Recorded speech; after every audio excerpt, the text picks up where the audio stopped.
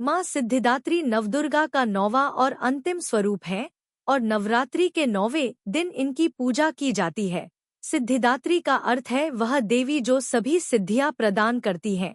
उन्हें सभी प्रकार की दिव्य शक्तियों और सिद्धियों की दात्री माना जाता है।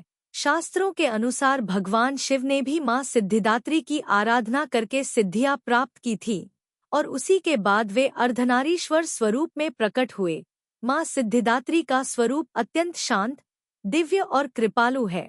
वे कमल के आसन पर विराजमान रहती हैं और उनके 4 हाथ होते हैं जिनमें गदा, चक्र, शंख और कमल होता है। उनका यह रूप पूर्णता, ज्ञान और दिव्यता का प्रतीक है। नवरात्रि के 9वें दिन उनकी पूजा इसलिए की जाती है क्योंकि वे साधना के अंतिम चरण का प्रतिनिधित्व करती हैं, जहां भक्त को सिद्धि और मोक्ष की प्राप्ति होती है।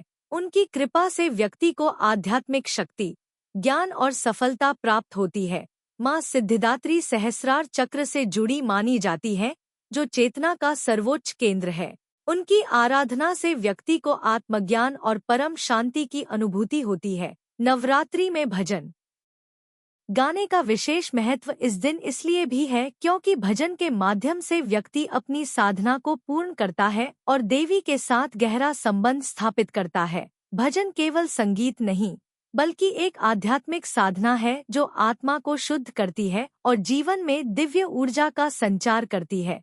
माँ सिद्धिदात्री की कथा हमें यह सिखाती है कि सच्ची भक्ति और साधना से व्यक्ति अपने जीवन के सभी लक्ष्य प्राप्त कर सकता है और अंत में आत्मिक शांति को प्राप्त करता है।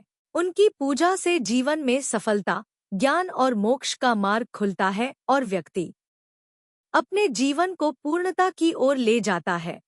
इसलिए नवरात्रि के अंतिम दिन माँ सिद्धिदात्री की आराधना अत्यंत महत्वपूर्ण मानी जाती है और यह दिन भक्ति, श्रद्धा और पूर्ण समर्पण का प्रतीक होता है।